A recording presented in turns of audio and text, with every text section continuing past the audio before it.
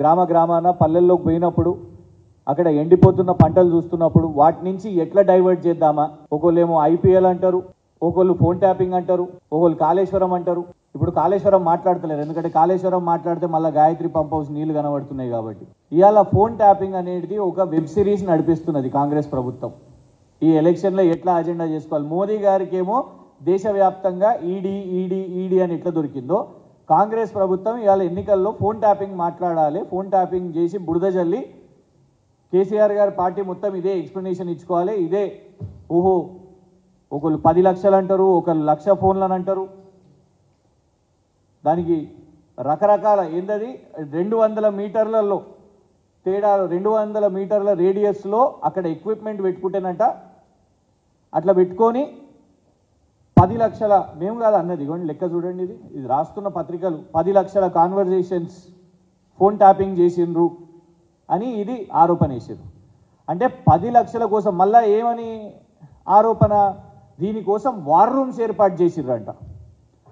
200 metres రేడియస్లో ఇదేదో equipment పెట్టుకుంటేనంట ఈ 10 లక్షల ఫోన్లు అయితే అంట. అంటే మరి 10 లక్షల ఫోన్లు మీరు అంటున్నట్టు రాజకీయ నాయకులది, వ్యాపారవేత్తలది, హవాలా ఆపరేటర్లది, సినీ తారలది ఇవన్నీ చేసిర్రంటే మరి 10 లక్షల ఆఫీసులను కూడా కిరాయికి తీసుకోవాలి కదా. మరి సీజ్ చేసిర్రా?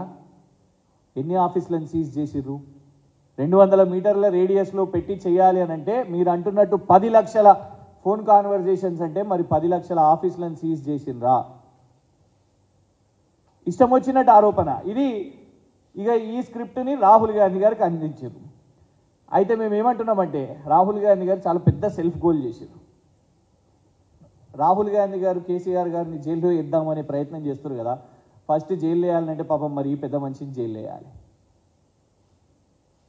ఎవరో కాదు, రాహుల్ గాంధీ గారు ఎంపీగా ఉన్నప్పుడు, సోనియా గాంధీ గారు యూపీఏ చైర్పర్సన్గా ఉన్నప్పుడు గౌరవనీయులు మాజీ ప్రధానమంత్రి మన్మోహన్ సింగ్ గారు ప్రధాని హోదాలో ఇచ్చిన స్టేట్మెంట్ ఇది. I'm aware of corporates nervous but phone tapping needed. Phone tapping అవసరం అని చెప్పింది. వ్యాపారవేత్తలు భయపడుతున్నారు, కార్పొరేట్స్ భయపడుతున్నారు, కానీ ఫోన్ ట్యాపింగ్ అవసరం అని చెప్పింది అయ్యా రాహుల్ గాంధీ, మీ నాయకుడు ప్రధాని, అప్పటి ప్రధాని మన్మోహన్ సింగ్ గారు. చేసిర్రా విచారణ మన్మోహన్ సింగ్ గారిని? చేసిర్రా ఇట్లా బద్నాం మన్మోహన్ సింగ్ గారిని? మాట్లాడిర్రా బహిరంగ సభలలో మన్మోహన్ సింగ్ గారి మీద? నడిపించిర్రా ఇట్లా ఓటీటీ సిరీస్ మన్మోహన్ సింగ్ గారి మీద? PM backs Prime Minister backs phone tapping, says in national interest. ఇది మన్మోహన్ సింగ్ గారి స్టేట్మెంట్. ఇది మేము ఇది చెప్తే రేవంత్ రెడ్డి గారు మళ్ళీ కేసులు వేస్తారు మా మీద, మా ఫోన్లు సీజ్ చేయించుడు కేసులు వేస్తారు, ఏమో పత్రికలు రాసినాయి ఆర్టికల్లు చూపిస్తారు అనేసి అంటారు కదా. అందుకే ఇవ్వండి వీడియో వినండి. మన్మోహన్ సింగ్ గారు ఎట్లా ఫోన్ ట్యాపింగ్ అవసరమో ఈ దేశానికి ప్రధానమంత్రి హోదాలో మన్మోహన్ సింగ్ గారు ఏం మాట్లాడారో వినండి.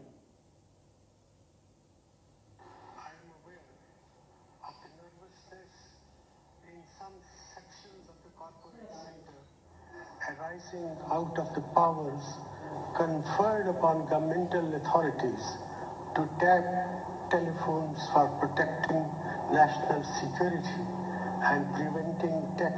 While these powers are needed in the world that we live in, they have to be exercised with utmost care and under well-defined rules, procedures and mechanisms so that they are not misused. We must also look for solutions through technology to prevent access of telephone conversation to systems outside the institutional framework of government.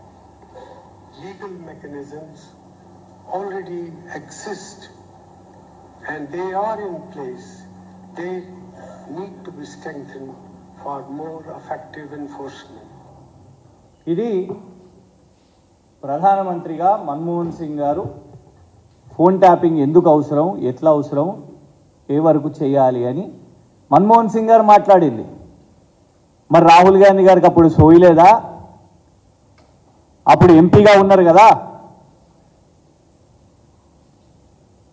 Congress పార్టీకి general secretary, ఆ తర్వాత vice ప్రెసిడెంట్గా కూడా ఉన్నారు కదా, మరి వాళ్ళ మన్మోహన్ సింగ్ గారి మీద ఎందుకు విచారణ చేయలేదు? ఫోన్ ట్యాపింగ్ కోసం ఇంత మాట్లాడి. ఇగోండి, telecom regulatory authority of India వాళ్ళు ఇచ్చిన స్టేట్మెంట్ ఇది, ఆనరబుల్ ఢిల్లీ హైకోర్టుకి ఇచ్చిన స్టేట్మెంట్ ఇది. ఫోన్ ట్యాపింగ్ విషయం మీద ఆ డీటెయిల్స్ అవి కూడా బయట పెట్టలేము అనేసి ట్రాయ్ వాళ్ళు ఇచ్చారు. మేము ఇది అనేది ఏంటంటే, చేయండి, ఇప్పుడు విచారణ చేయండి, నిష్పాక్షికంగా విచారణ చేయండి, రాజకీయ విచారణ కాదు, అందరినీ విచారణ చేయండి, ట్రాయ్ని అడగండి, అవునా ఫోన్ ట్యాపింగ్లు జరిగినాయా, ఇక్కడ జరిగితే ఎందుకు ఇలా ఈ పార్టీలో ఈ కేసులో ట్రాయ్ని ఎందుకు పెట్టలేదు, టెలికాం ప్రొవైడర్స్ని ఎందుకు పెట్టలేదు? ఎందుకంటే కొందరిని కాపాడే ప్రయత్నం చేస్తుందని మాకు అనుమానం వస్తున్నది. ఏది నిజమో తెలుస్తుంది ఇది వాళ్ళ. ఇది అప్పటి డీజీపీ మహేందర్ రెడ్డి గారి స్టేట్మెంట్ ఇది. నేడు వారు టీఎస్పీఎస్సీ చైర్పర్సన్గా ఉన్నారు కాంగ్రెస్ ప్రభుత్వంలో. ఏమని స్టేట్మెంట్ ఇచ్చారు? Congress leaders phone tapping charges baseless. Congress వాళ్ళు వేస్తున్న ఏదైతే ఆరోపణలు ఉన్నాయో ఇది బేస్లెస్, తప్పు. ఇందులో మొత్తం కూడా మీరు రాసిన వారి స్టేట్మెంట్ ప్రకారంగా ఇచ్చిన, ఇది ఎప్పుడో కూడా కాదు, మొన్న 2021లో ఇచ్చిన స్టేట్మెంట్ ఇది. మేము ప్రభుత్వంగా కేంద్ర ప్రభుత్వం నుంచి పర్మిషన్స్ తీసుకుంటాం, ఇవి అవి అని పోలీస్ డిపార్ట్మెంట్ వాళ్ళు చెప్పినాయి. ఇవాళ శివధర్ రెడ్డి గారు ఉన్నారు కదా, అప్పటి ఇంటెలిజెన్స్ చీఫ్, వారు తీసిర్రా ఫోన్ ట్యాపింగ్ అని అప్పుడు రాసిరు పత్రికలు, ఇవన్నీ కూడా రాసిరు. ఇవాళ ఎందుకు మరి మౌనంగా ఉన్నారు శివధర్ రెడ్డి గారు? ఎందుకు వారిని కేసులో పెట్టలేదు? ఇవాళ రవి గుప్తా గారు డీజీపీ గారు ఉన్నారు, వారు అప్పుడు హోమ్ సెక్రటరీ. ఫోన్ ట్యాపింగ్ చేయాలి అని అంటే హోమ్ సెక్రటరీ అథారిటీ ఉండాలి, అథరైజ్ సిగ్నేచరీ ఉండాలి. మరి రవి గుప్తా గారు ఇందులో పార్టీగా చెప్పిర్రా, సమాధానం చెప్పిర్రా, చేసిర్రా, ప్రభుత్వం చేసిందా, ప్రభుత్వం సొంతంగా చేసిందా, హోమ్ సెక్రటరీకి తెలియదా, డీజీపీకి తెలియదా, శివధర్ రెడ్డి గారికి తెలియదా, వాళ్ళకి తెలుసా ఏంటిది అనేది వాళ్ళ మాట్లాడాల్సిన అవసరం ఉన్నది. ఇవన్నీ విచారణ చేపట్టండి. ఇగోండి, ఇది హోంమంత్రిగా జానారెడ్డి గారి మీద వేసిన ఆరోపణ. గతంలో హోంమంత్రిగా జానారెడ్డి గారు పనిచేసిరుగా, ఆ జానారెడ్డి గారి మీద కూడా విచారణ చేపట్టండి. అప్పటి ప్రజారాజ్యం నాయకులు హరిరామ జోగయ్య గారు చిరంజీవి గారికి, వారి పార్టీ అధ్యక్షుడికి లేఖ రాసి జానారెడ్డి గారు ఫోన్ ట్యాపింగ్లు చేస్తున్నారు అని అంటే దాన్ని ఖండించింది జానారెడ్డి గారు. ఇలా మర్చిపోయిర్రా, మీ మీద రాలేదా ఫోన్ ట్యాపింగ్ ఆరోపణలు? ఇట్లా దునియా ఆరోపణలు వచ్చిన రాహుల్ గాంధీ గారు పెద్ద సత్య హరిశ్చంద్రుడని, శుద్ధపూస అని ఇవాళ వచ్చి తెలంగాణ గడ్డ మీద కేసీఆర్ గారి మీద ఆరోపణలు వేస్తున్నారు కదా. ఆధారాలు లేకుండా కానిస్టేబుల్లను పట్టుకొని, డిఎస్పీలను పట్టుకొని, ఏసీపీలను, డీసీపీలను పట్టుకొని ఎట్లా గత ప్రభుత్వంలో పనిచేసిన అధికారులను ఎట్లా ఒత్తిడి పెట్టాలి? ఫస్ట్ అరవింద్ కుమార్ గారితో మొదలుపెట్టిర్రు, తర్వాత జయేష్ రంజన్ గారిని టార్గెట్ చేసిర్రు, స్మితా సబర్వాల్ గారిని టార్గెట్ అని అంటారు. ఇవన్నీ కథనాలు రాసుకున్నారు కదా. అంటే అప్పుడు అధికారులు పనిచేసిరు కాబట్టి వాళ్ళని ఎట్లా టార్గెట్ చేయాలి, ఇప్పుడు వీళ్ళందరినీ కూడా ఎట్లా జైలు పంపించి దాని మీదకెళ్ళి దాని బేసిస్గా కేసీఆర్ గారి మీద ఆరోపణలు వేయాలి అని ప్రయత్నం చేస్తున్నారు. ఇవాళ ఏంది, కొత్త వెబ్ సిరీస్ ఏది లేదు, నెట్ఫ్లిక్స్, అమెజాన్ వీటిలో ఏం నడుస్తలేవు కొత్తవి. అందుకే ఛానల్స్లో, న్యూస్ ఛానల్స్లో నడిపేయడానికి రేవంత్ రెడ్డి గారు ఫోన్ ట్యాపింగ్, రోజు ఒక ఎపిసోడ్ ఫోన్ ట్యాపింగ్ అయిందంట, 10 లక్షల ఫోన్లు అయినాయంట, 1 లక్ష ఫోన్లు అయినాయంట, అవి ఇట్లా ఇజ్రాయెల్ నుంచి వచ్చినాయంట, ఇరాక్ నుంచి వచ్చినాయంట, ఇరాన్ నుంచి వచ్చినాయంట. ఆ సాఫ్ట్వేర్లు పెట్టుకొని ఆ హీరోయిన్ గురించి విన్నారంట, ఈ హీరో గురించి విన్నారంట. మరి బిఎస్ఎన్ఎల్ వాళ్ళు ఏం చేస్తున్నారు, జియో వాళ్ళు ఏం చేస్తున్నారు, ఎయిర్టెల్ వాళ్ళు ఏం చేస్తున్నారు? వాళ్ళకి అన్ని తెలియకుండా వాళ్ళు ఇది జరిగినాయా? ఇవాళ ఫస్ట్ విచారణ చేపట్టాలంటే రాహుల్ గాంధీ గారు ఇగోండి, ఫోన్ ట్యాపింగ్ అవసరం అని దాన్ని బ్యాకింగ్ చేసిన మన్మోహన్ సింగ్ గారి నుంచి మొదలు పెడతారా? లేదు, పెగాసెస్ అని పార్లమెంట్లో బీజేపీ వాళ్ళ మీద పెద్ద ఆరోపణలు వచ్చినాయి, దుమారం వచ్చినాయి. ఇలా బీజేపీలు కూడా మాట్లాడబట్టే ఫోన్ ట్యాపింగ్ గురించి. పెగాసెస్కి అయిన బీజేపీ వాళ్ళు తీసుకొని వచ్చి దేశవ్యాప్తంగా వాళ్ళు చేసుకుంటా వాళ్ళు కూడా మాట్లాడబట్టే. మేము ఒకటే చెప్తున్నాం, ఈ ప్రచారాలకు భయపడేది లేదు. పొద్దున్న లేస్తే కేసీఆర్ గారు ముఖ్యమంత్రి ఉన్నప్పుడు కూడా బీజేపీ వాళ్ళు కేసీఆర్ గారిని జైలు వేస్తాం, చెంచల్గూడ వేస్తాం, చెర్లపల్లి వేస్తాం. ఇవాళ కాంగ్రెస్ వాళ్ళు అదే పాట పట్టారు. ఆ కేసులో పసలేదు, పుట్టి సినిమా స్క్రిప్ట్ నడిపిస్తున్నారు. ఆ స్క్రిప్ట్లో భాగంగా ఇవాళ వాళ్ళ అజెండా ఏంది?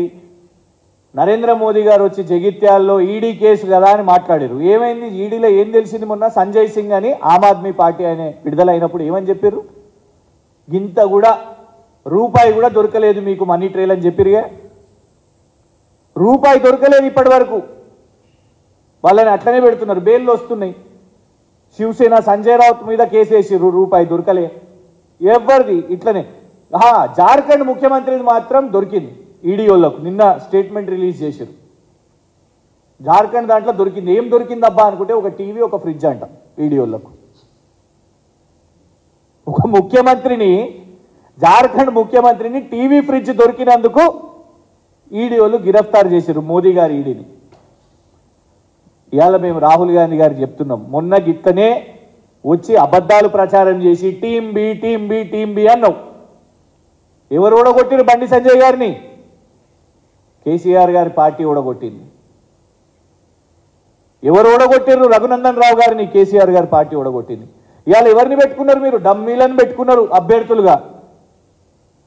కరీంనగర్ అభ్యర్థి అయిర్రా ఇంకా కాంగ్రెస్ పార్టీకి? అధికారంలో ఉన్న కాంగ్రెస్ పార్టీ కరీంనగర్లా రాహుల్ గాంధీ గారు అప్పుడు ప్రచారం చేయలే, ఇప్పుడు కూడా చేయరు. ఎందుకు? Match fixing. అందుకే కదా రేవంత్ రెడ్డి గారు ఏమంటారు, ఆయనకి రావనుకోండి ఆ నంబరు, కానీ 14 సీట్లు వస్తాయి మాకు అని.